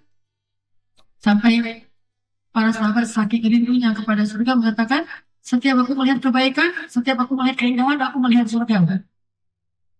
Kalau orang yang mikirnya terlalu flat, mikirnya cius gitu ya. Melihat surga, apakah beneran lihat surga? Enggak gitu. Namanya juga orang sedang rindu. Justru kata Nabi itu jadi iman. Ketika dia seolah-olah melihat, dan walaupun seolah-olah bukan beneran melihat surga, karena tidak ada kan sahabat yang bisa melihat surga? Yang bisa melihat surga selain Nabi cuma Asia. Kemudian para orang biasa nggak pernah melihat surga. Seolah-olah. Tapi Nabi bilang, kamu halusinasi. Enggak, itu ungkapan seseorang yang memiliki perasaan tertentu. Makanya sahabat bilang, saking takutnya kepada Allah. Mereka bilang, ya Allah, seandainya saya tidak pernah dilahirkan. Ya Allah, seandainya saya jadi debu saja. Wa yaqulu ya laitani turaba. Walaupun itu kata orang-orang kafir kan, tapi di dunia itu kata orang mukmin. Di akhirat itu kata orang kafir. Kalau orang mukmin di dunia mengatakan ya laitan, ya rabbana laitani turaba. Bahwa seandainya aku jadi debu di dunia ya. Tapi nanti di akhirat itu jadi kata-kata orang kafir. Makanya jangan mengucapkan itu di akhirat, gak ada gunanya. Ucapkan itu di dunia. Kalau itu yang kita ucapkan di akhirat, berarti kita termasuk orang yang menyesali sesuatu yang tidak akan bisa disesali. Tapi kalau itu yang kita katakan impian, insya Allah memiliki sifat warak dan bertakwa. Terus Umar bin Khattab. Saking solehnya Umar, banyak orang yang memuji-muji Umar. Bilang, aduh, hai Umar, beruntung ya kamu. Apanya beruntung? Ya, kamu itu sahabat Nabi. Kamu itu orang yang adil. Kamu itu dipuji-puji oleh Rasulullah. Dijamin surga. Kamu itu soleh banget. Ahli sholat malam, ahli puasa, ahli banyak kebaikan. Kata Umar, namanya kamu bisa menjamin. Saya akan kayak gini terus sampai akhir hayat. Kamu bisa menjamin saya tidak akan bermaksiat kepada Allah. Nanti suatu saat yang nggak ada yang bisa jamin. Makanya saya pun masih takut karena saya tidak bisa menjamin apakah saya akan istiqomah kayak gini. Siapa tahu nanti saya pernah dilihat karena marah. Wah, takut banget dengan sifatnya sendiri, yaitu sifat marah. Karena kalau dia udah marah, ngeri. Ngeri. Yang sama kayak gini nih, di antara Nabi Musa. Musa kalau udah marah kan ngeri banget. Kalau dia udah ngamuk, ya Umar kan kalau mungkin marahnya karena Allah juga, tapi tetap aja dia takut. Takut marahnya itu berlebihan. Misalnya, dia lagi di jalan. Ada istri Nabi, Saudah, keluar rumah sendiri, nggak pakai kurir, keluar sendiri di jalan. Dia sama keluar dari keluarnya itu bukan di dalam kota, keluar dari kota. Cuma ya kalau dulu kan dekat-dekat ya, satu negeri dengan negeri yang lain itu jaraknya ya dari sini ke Antapani misalnya. Tapi kan kalau sekarang kan dekat. Kalau dulu itu udah beda kota tuh. Nah pas kita di jalan kata Umar, kamu pasti Saudah. Itu kan rumah kamu pasti Saudah istri Nabi. Kenapa kamu keluar sendiri? Nggak ada murid, kan kagak pernah seorang perempuan keluar tanpa murid, dimarah-marahin, akhirnya sudah pulang nangis di mana sudah, ya Rasulullah, ya Rasulullah, kenapa sudah, aku dimarahin Umar, istri Nabi dimarahin Umar, gara-gara apa? Keluar tanpa murid, akhirnya Nabi memfatwakan, keluar hadis yang menjelaskan tentang masalah kamu murid ini, Saudah itu bukan mau melancong, bukan mau jalan-jalan, bukan mau hip-hop, Saudah itu keluar, karena sekarang punya banyak anak kan, sebelum beliau nikah dengan Nabi itu nggak punya anak. Saya pengen ngurus anak-anak saya kan. Saya Rasulullah. Jadi saya keluar nggak mau merepotkan Rasulullah. Kan kalau murid kan harus langsung repot. Akhirnya boleh kalau ada pesan yang lebih dan bisa menjaga diri. Baru keluar ya udah malah gitu. Nggak jadi marah. Terus ketemu lagi seorang perempuan di pasar, anak gadis yang pakai jilbab, membuka aurat. Dipukul sama Umar pakai sendal. Woi, gitu. Kamu bukan seorang, buat dosa orang dan kamu juga berdosa. Akhirnya lapor ayahnya sambil nangis. Ayahnya datang bawa olok sama kabilah yang mau bunuh Wah, tidak main sama sahabat yang lain. Apakah Umar salah? Nggak salah, cuma dia takut juga tetap karena sifatnya kayak gitu. Terus ada orang jalan di depan dia nunduk gitu kan, saat ya kayak gaya-gaya tawadhu gitu kan. Kamu jalan gini-gini seolah-olah kamu orang yang paling tawadhu itu bukan jalan nunduk. Kalau kamu ikut pelan seolah-olah dia orang yang paling tawadhu, bukan itu sifat tawadhu. Gimana ini? Salah lah ya. Terus jalan lagi ketemu orang yang perutnya agak gede, dipukul perutnya, gede-gede amat kan, katakan coba. Iya, gue jual bangkok, kata Umar. Hati-hati jangan dengan perut yang gede. Orang yang perutnya gede, makanya sedikit ibadah kayak gitu gini. Perutnya salah lah. Terus ada ribut-ribut dalam masjid. Masjid Nabawi kan kecil, ribut-ribut malah lagi di luar masjid. Dia dengar, langsung dia ambil sendal dilempar ke dalam masjid. Kena orang yang lagi berzikir. Wah, bukan kamu maksudnya. Oh ini orang yang dilempar nggak kena, yang kena orang yang sedang berzikir. Maaf, bukan kamu maksudnya. Maksud saya yang ini nih. Kenapa kalian ribut-ribut dalam masjid? Kata dia, kami tidak tahu, wahai orang ini, kami dari Taif. Nggak tahu kalau di dalam masjid itu nggak boleh berdebat. Kalau kalian orang Madinah sudah ukur, untungnya kalian orang Taif, berarti kalian tidak tahu. Udah lempar sandal tangan. Kayaknya yang lempar sepatu ke Bush di Irak itu gaya-gaya Umar lempar sepatu aja gitu. Gak ada orang kayak gitu sebenarnya lempar. Terus lagi sholat, Umar jadi imam kan kalau dulu kan seorang presiden itu imam juga, khatib juga, mufti juga karena ilmunya sempurna. Nah ketika melakukan baris saf, orang takut banget kalau udah Umar yang lihat saf, langsung rapat-rapat. Kenapa? Langsung ditarik-tarik aja sama dia. Karena si saf seperti safnya malaikat. Pasti kenapa? Melihat saf ibu-ibu. Untungnya kalau kita kan nggak pernah periksa sama ibunya. Dia periksa sama ibu-ibu dilihat sampai dia mencium parfumnya parfum seorang perempuan di mana semuanya ibu. Kalau saya tahu di antara kalian siapa yang pakai parfum, udah saya suruh pulang. Mana? Sehingga dia sendiri, ya Allah, luputkanlah saya. Karena dia sendiri takut dengan sifatnya sendiri. Sehingga ketika dia dijadikan khalifah oleh Abu Bakar As-Siddiq dan disetujui oleh para sahabat, yang menyatakan, ya Allah, janganlah engkau celakakan saya dengan amanah ini. kau tahu saya ini orangnya keras banget. Saya khawatir banyak menzalimi orang gara-gara amanah yang diberikan kepada saya. Ya Allah, buat saya lebih lemah lembut. Tapi keras yang kemarin itu diridhoi oleh Allah dan Rasul. Sebagaimana lemah lembutnya Abu Bakar karena diridhoi oleh Allah dan Rasul. Jadi bangga kedua. Artinya mereka tetap takut dan sesoleh itu pun tetap aja merasa hanya kekurangan, merasa mereka yang tidak seberapa itu membuat mereka sangat takut dan menangis sepanjang malam. Kita punya banyak sifat buruk. Kalau kita mungkin mentertawakan atau mungkin tidak mentertawakan, tertawa dengan tidak takwa, seharusnya kita mentertawakan diri kita yang jauh lebih banyak sifat buruk yang harus kita takuti. Takut kepada diri sendiri karena sifat-sifat buruk kita ini namanya sifat warok. Bukan malah memikirkan sifat-sifat ini nggak warok, mewarokkan orang lain. Dia nggak warok sendiri, mewarokkan orang lain. Ini di antara contoh sahabat yang warok. Terus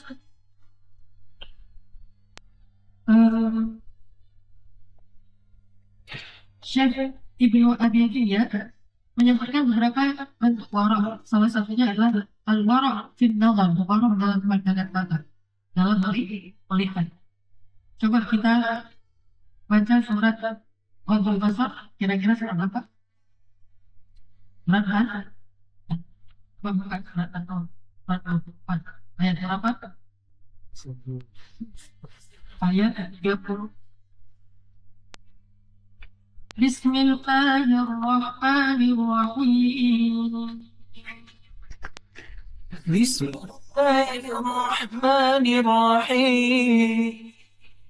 قل للمؤمنين يغضوا أبصارهم ويحفظوا فروجهم قل للمؤمنين يغضوا من أبصارهم ويحفظوا فروجهم ذلك أزكى لهم إن الله خبير بما يصنعون ذلك أزكى لكم إن الله خبير بما يصنعون وقل للمؤمنين يغضن من أبصارهن ويحفظن فروجهن وقل للمؤمنات يغضن من أبصارهن ويحفظن فروجهن. Katakan kepada orang-orang yang beriman, laki-laki yang beriman, untuk menundukkan pandangan mata mereka dan menjaga kemaluan mereka. Itu lebih suci bagi mereka. Sesungguhnya Allah Maha teliti apa yang mereka kerjakan. Dan katakan kepada perempuan-perempuan yang beriman untuk menundukkan pandangan mereka dan menjaga kemaluan mereka dan tidak menampakkan aurat mereka kecuali yang boleh nampak. Ayat ini menjelaskan tentang warok dalam pandangan mata. Saya pernah cerita tentang kisah Utsman bin Affan. Ketika Utsman sedang belajar Al-Quran, itulah hebatnya Khalifah Nur. Dia presiden, dia ulama, dia hakim, sempurna kata. Dan dia ketika jadi Amirul Mukminin Khalifah yang ketiga, Utsman mengajar Al-Quran di Masjid Nabawi. Datanglah berbayang-bayang orang ke masjid. Salah satunya seorang sahabat yang juga ingin belajar Al-Quran. Ketika dia sedang menuju ke masjid, sahabat ini tidak sengaja di luar dia melihat perempuan yang jilbabnya kesingkap angin sehingga kelihatan rambutnya sekilas. Dia anggap itu namanya juga nggak sengaja. Sehingga dia tidak beristighfar. Dia remehkan karena nggak sengaja, cuma rambut doang, sekilas aja. Kan ini terlalu remeh kan? Jadi dia lupa untuk mengatakan astagfirullahaladzim, dia menganggap itu dosa. Ketika dia masuk masjid, Utsman melihat wajahnya, langsung Utsman mengatakan, yang baru saja masuk adalah orang yang di matanya masih ada bekas zina. Yang baru saja masuk, orang yang di matanya masih ada bekas zina. Saking sensitifnya mereka terhadap yang kecil-kecil. Lalu orang ini mengatakan, ya Utsman, apakah kau mau wahyu kepada engkau setelah Rasulullah? Artinya, memangnya ada wahyu yang turun setelah wafat? Padahal itu kan Nabi, kata Utsman, ittaqu farasatal mu'min. Hati-hati dengan firasat orang yang beriman. Orang yang beriman sensitif. Kita nggak bisa tahu ini karena kita terlalu kotor. Mereka karena terlalu bersih, kotor sedikit ketahuan. Coba kalau kita ketemu Usman, mata kamu ada bekas zina, telinga kamu, mulut kamu, hati kamu, semuanya ada bekas zina seluruh tubuhnya. Kenapa? Banyak dosa yang kita lakukan, nggak pernah beristighfar. Padahal ini sesuatu yang nggak sengaja, sekilas, cuma rambut doang. Kita ngelihat rambut perempuan seberapa banyak, yang sehari.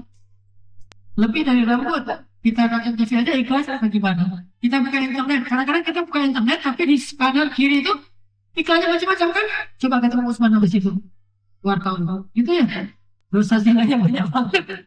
Ini artinya kita nggak terlalu meremehkan, padahal dosanya gede, kita remehin. Ini dosa kecil aja nggak diremehin sampai disebut ada bekas zina di matanya. Sehingga apa maksud Usman? Jangan duduk dalam majelis ilmu kalau kamu masih ada dosa. Nggak boleh duduk dalam majelis ilmu kalau baru bertaubat. Makanya kalau para ulama dulu sebelum masuk dalam majelis ilmu itu mereka butuh sholat, istighfar pada Allah, baru belajar ilmu, baru belajar ilmu, sehingga ilmunya itu berkah sampai hari ini. Kalau kita habis berbuat dosa, kadang-kadang sambil baca Quran berbuat dosa. Kadang-kadang pengalaman pribadi juga di kendaraan, misalnya kita mau raja hafalan, kan lewat malam-malam siapa-siapa kan ya, sambil mau raja, kan kita kan, ini sambil mau raja hafalan pun masih bisa buat dosa itu di mana-mana kita. Bukan kita. Maksudnya kita itu sambil kadang-kadang sholat coba di masjid kita sholat sunnah lewat perempuan, kadang-kadang remaja-remaja yang datang ke masjid sekarang kan nggak pakai jilbab, dia cuma pakai mukena terus lepas lagi keluar dari masjid. Dan di masjid Al-Murabbi juga beberapa kali kan terlihat kan biasa kan, ini menunjukkan bahwa orang kita udah nggak tahu lagi bahwa itu pakaian yang wajib. Dia pikir yang wajib itu mukena, jilbab itu nggak wajib. Kita lagi sholat lewat di depan kita, gimana? Lagi sholat aja bisa buat dosa. Dan setelah itu nggak istighfar, biasa aja habis sholat terus lari langsung. Padahal dosa lagi sholat itu berbuat dosa. Makanya mau duduk dalam majelis ilmu, jangan bawa dosa. Area bebas dosa. Kalau orang liberal bilang area bebas Tuhan, kita bilang area bebas dosa. Di sini tidak ada orang yang berdosa duduk di sini. Terus namanya kita kan maksudnya tidak ada orang yang berbuat dosa. Yang datang di sini harus istighfar. Coba kan duduk dalam majelis ilmu, Allah turunkan rahmatnya. Salah satu penghalang kebaikan yang dosa. Makanya kata Usman, yang baru datang itu di matanya ada bekas zina. Maksudnya satu, banyak istighfar, jangan remehkan dosa kecil. Kedua, jangan duduk dalam majelis ilmu kalau kamu baru berbuat dosa. Ibarat orang habis makan kenyang disuruh ngafal Quran, nggak sanggup. Pasti kan, kan? Kayak orang habis misalnya melakukan dosa disuruh sholat nggak akan khusyuk. Begitu juga habis membuat dosa duduk dalam majelis ilmu pasti nggak akan dapat manfaat dari kajian. Itu maksud dari Usman, saking sensitifnya mereka.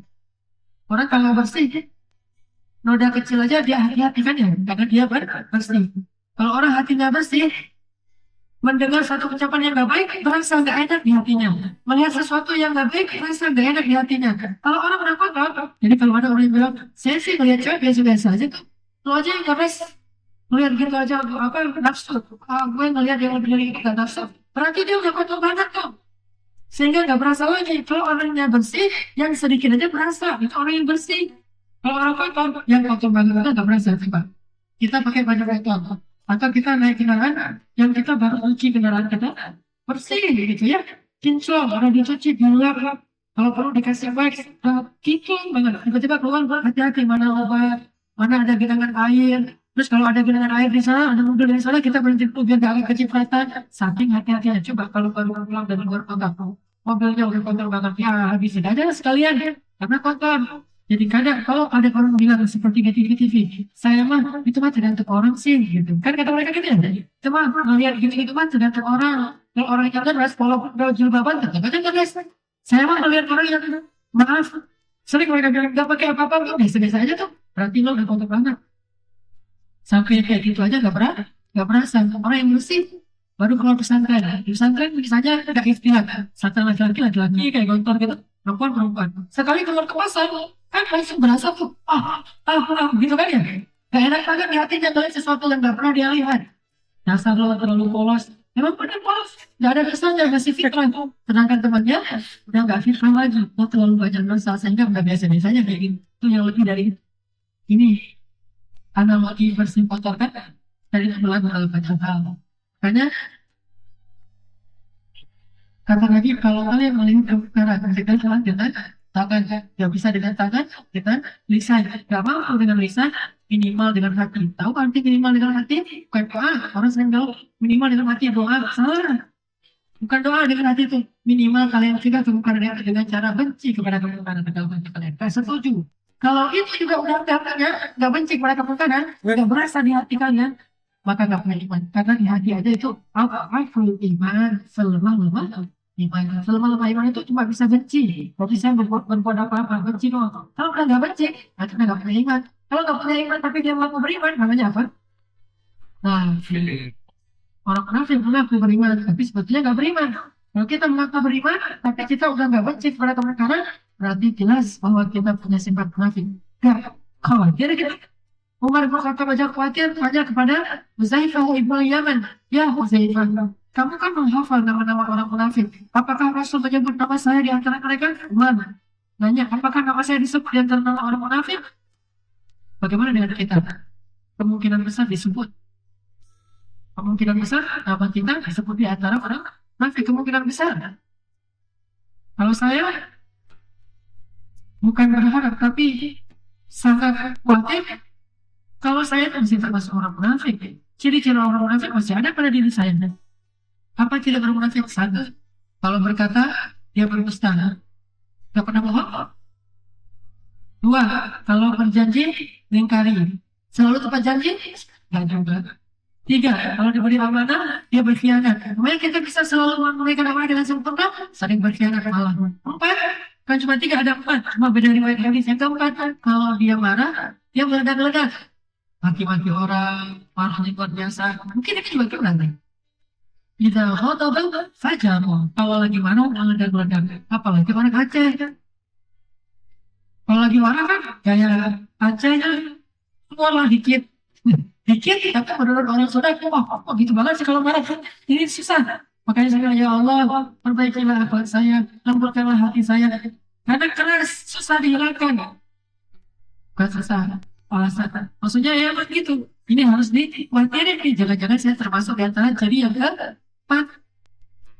Lagi berdoa di kendaraan. Ya Allah, kuatkanlah kesabaran saya, perbaikilah akhlak saya. Ada yang macam-macam. Wah, ini berdoa. Ya Allah, gimana nih caranya nih? Allah, doa lagi, doa lagi. Nanti kita harus kuatin. Lagi tak masih sempat-sempatnya marah. Coba bayangin. Gimana kamu berdoa? Ini harus kuatin. Kita semuanya punya catatan dulu. Allah tahu banget. Kita aja yang pura-pura gak tahu. Gitu. Itu dosa mata. Jaga pandangan mata. Walaupun hal yang sebetulnya saking waroknya, perempuan yang berjilbab pun dia gak ngelihat wajahnya, kecuali penting banget. Kalau lagi ngomong, Assalamualaikum, Waalaikumsalam. Lagi Ustaz kan sering konsultasi tuh. Waalaikumsalam. Atau di PP tuh, jangan lihat-lihat PP orang. Ibu-ibu kan banyak tuh PP-nya. Macam-macam, gaya-gayanya kan. Oh, ini apa kemana? View profile gitu ya. Nah, view profile terus lihat view. Oh, gini, gayanya sekarang ini, gaya. Jilbab sih, tapi kan gayanya tuh narsis habis, selfie banget kan ya. Tapi jilbab, tapi selfie. Lihat di gue, slay segala macam, ganti status setiap beberapa menit sekali.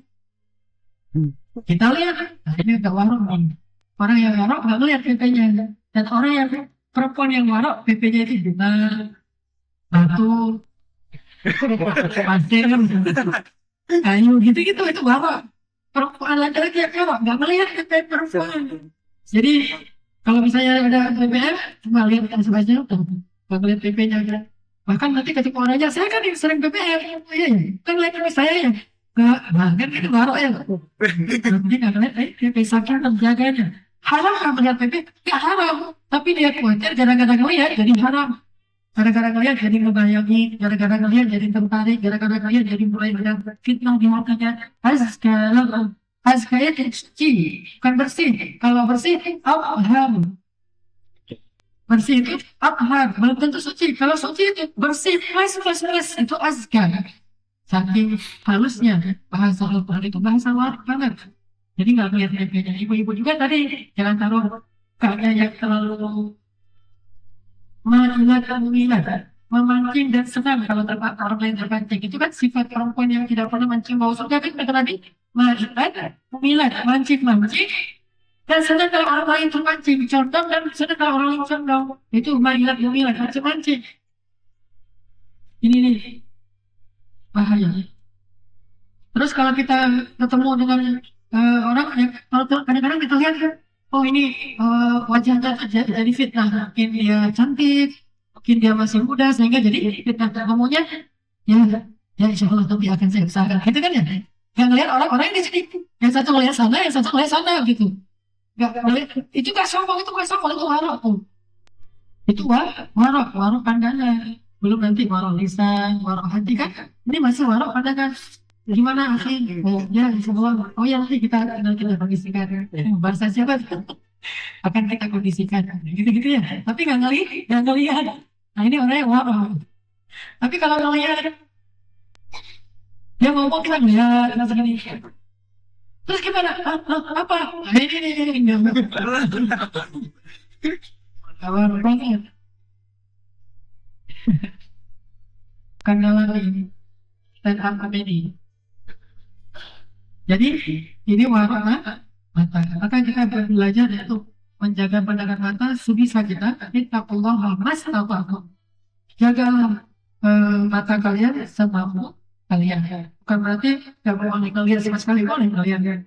Yang nggak boleh itu melihat perempuan dengan syahwat, itu yang boleh. Tapi kalau nggak melibatkan syahwat, nggak masalah. Tapi kalau khawatir melibatkan syahwat, mending nggak usah itu bang. Tapi jangan lihat orang lain. Mau melihat dia, mau melihat perempuan. Enggak, semua orang yang melihat perempuan itu berarti Pak Ustadz melihat ke sana. Memang saya melihat situ boleh. Cuma jangan melihat seperti gini.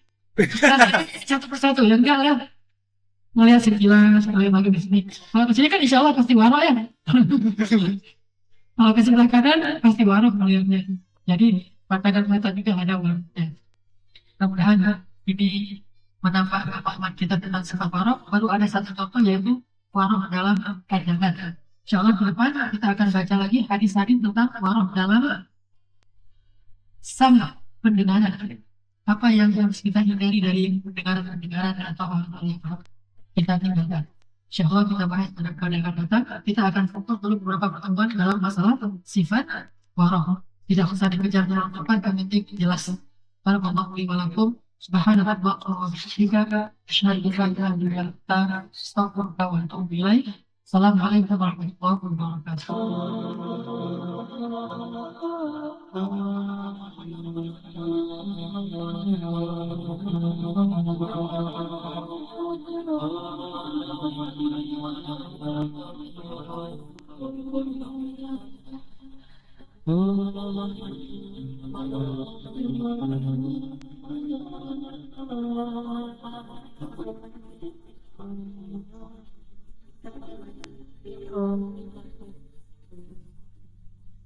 Sejak Rasulullah wafat, berkali-kali Bilal minta izin kepada Abu Bakar untuk ikut jihad dan gak pulang lagi ke Madinah, pengen tinggal di tempat yang lain. Udah gak kuat lagi berada di Masjid Nabawi. Karena orang yang dia cintai telah wafat. Tapi gak diizinkan oleh Abu Bakar sampai akhirnya setelah sekian lama membujuk Abu Bakar bisa diizinkan, pergilah Bilal dan akhirnya Bilal tinggal di Syam. Kalau sekarang Suriah. Di sanalah Bilal menikah. Jadi selama ini dia asik dengan cintanya kepada Rasulullah sehingga nggak sempat mikirin pernikahan. Baru berangkat ke Syam, sampai di Syam Bilal menikah di sana. Menikah di sana, hidup di sana sampai setelah beberapa tahun berada di Syam, akhirnya bergantilah pemerintahan dari masa Abu Bakar ke masa Umar bin Khattab. Setelah beberapa tahun di Syam, pada suatu malam Bilal menangis. Malam-malam dia bangun nangis, gerung-gerung gitu kayak anak kecil. Istrinya nanya, "Ya Bilal, ada apa? Kamu mimpi buruk?" "Enggak, justru ini mimpi baik." "Mimpi apa?" "Aku mimpi ketemu dengan Rasulullah SAW." Dan Rasulullah bersabda, "Siapa yang melihat aku dalam mimpi berarti dia melihat aku dalam kenyataan." Aku bertemu dengan Rasulullah di dalam mimpi dan Rasulullah berkata, "Ya Bilal, kami rindu kepadamu. Sudah lama engkau tidak mengunjungi kami ya Bilal. Setelah bangun dari mimpi itu, Bilal semakin rindu kepada Rasul, merasa bersalah udah lama gak menjenguk Rasulullah. Akhirnya Bilal pun memutuskan untuk, kalau bahasa kita mah umroh. Memutuskan untuk ziarah ke makam Rasul. Berangkat Bilal dari Syam, umroh ziarah ke makam Rasul. Melihat Bilal masuk lagi ke kota Madinah, penduduk Madinah itu berasa seperti hidup lagi di zaman Rasul. Senang gitu, dan Umar sangat senang dengan kedatangan Bilal. Sehingga selesai Bilal sholat, selesai Bilal ibadah sunnahnya, termasuk menjenguk atau berziarah ke makam Rasul dan Abu Bakar. Kemudian Umar berkata kepada Bilal, ya Bilal, sudah lama kami tidak mendengar suara azan darimu. Tolong kumandangkan sekali lagi azan seperti engkau mengumandangkannya di masa Rasul. Kami rindu ingin merasakan suasana di zaman Rasul. Benar Bilal, kata para sahabat yang lain yang ada di situ. Umar, kemudian Abdurrahman, beberapa orang sahabat, ya Bilal azan, kami ingin mendengar suaramu seperti dulu kami mendengarnya di masa Rasul. Kata Bilal, saya tidak akan kuat. Kata mereka, coba dulu kamu usahakan karena kami ingin sekali mendengarnya. Saya tidak akan kuat. Cobalah wahai Bilal demi kami supaya kami bisa semangat lagi dalam beramal soleh mengikuti perjuangan Rasulullah. Akhirnya karena udah dipaksa terus, Bilal pun mengumandangkan azan. Allahu Akbar, Allahu Akbar. Kota Madinah kaget mendengar suara Bilal. Orang-orang yang ada di rumah semuanya mengatakan, apakah Rasulullah sudah bangkit kembali? Apakah Rasulullah sudah bangkit kembali? Mereka semuanya kaget dan bahagia, seolah-olah Rasulullah sudah bangkit dari kematiannya. Seperti Isa seolah-olah diturunkan kembali setelah dia diangkat ke langit. Satu kota Madinah tuh kaget bahagia gitu. Kayak seorang ibu yang kehilangan anaknya tiba-tiba mendengar suara anaknya dari jarak dekat dan ingin dipeluk segera anaknya itu. Saking rindunya mereka kepada Rasulullah. Allahu Akbar, Allahu Akbar. Pasar yang tadinya ramai tiba-tiba sepi mendengar suara Bilal yang masih sayup-sayup. Asyhadu an la ilaha illallah. Semuanya berlari keluar dari tempat-tempat kerja mereka, dari pasarnya, dari rumahnya. Semuanya berlari ke masjid. Ingin memastikan apakah Rasulullah sudah dibangkitkan kembali. Bahagia semuanya. Apakah Rasulullah sudah dibangkitkan? Apakah Rasulullah sudah hidup lagi? Semuanya bertanya dengan pertanyaan yang sama. Asyhadu an la ilaha illallah. Semuanya semangat datang ke masjid, ngumpul, rame banget. Kemudian ketika Bilal mengatakan, Asyhadu anna Muhammadar Rasulullah. Asyhadu anna, nggak sanggup lagi Bilal berhenti di situ. Kemudian Bilal menangis dengan suara nangis yang luar biasa kerasnya. Lalu satu masjid menangis, lalu satu kota Madinah menangis. Sehingga para ulama mengatakan tidak pernah kota Madinah menangis sedahsyat mereka menangis hari itu kecuali ketika Rasulullah wafat. Cuma 2 kali menangisnya kota Madinah paling dahsyat. Satu hari ketika Rasulullah wafat. Kedua hari ketika Bilal kembali mengumandangkan azan dan mengucapkan asyhadu anna Muhammadar Rasulullah. Semuanya menangis. Semuanya merasa kehilangan Rasulullah. Semuanya merasa bahwa mereka ingin kembali di zaman ketika Rasulullah masih hidup. Lalu mereka bertanya setelah semuanya selesai menangis, ya Bilal, kenapa kamu tadi menangis?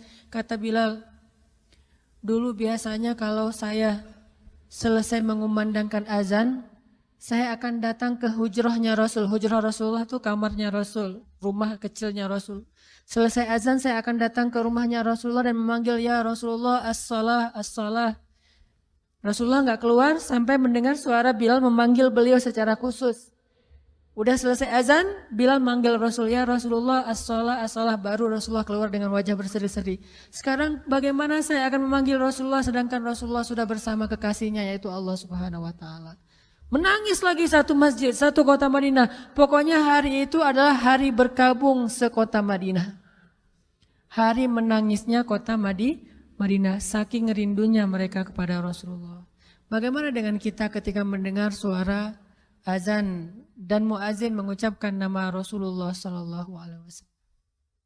Di situ kelihatan apakah kita mencintai Rasulullah lebih dari apapun juga setelah Allah Subhanahu wa taala.